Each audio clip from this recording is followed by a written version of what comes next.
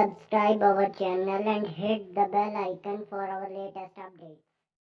Hey guys, this is my video. In this video I will tell you how you can make 2D or 3D intro for free. Yes guys, how you can make it. So let's get started. Before we starting guys, if you don't subscribe to my channel, please subscribe it and hit the bell icon so you can never miss my latest updates. So let's get started. So guys, you need to go to your YouTube app. Go to your YouTube app and search and search for and search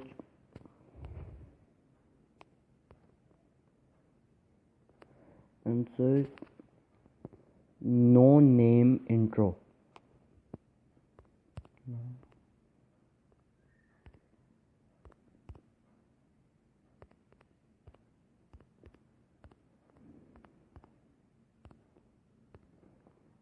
Yes guys, you can search this app no name intro. You can search it, and as you can see, I will open this first one.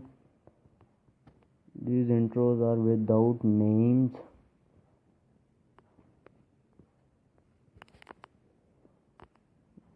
As you can see, it's working, and this is working, and just you need to download an intro. I have already downloaded it.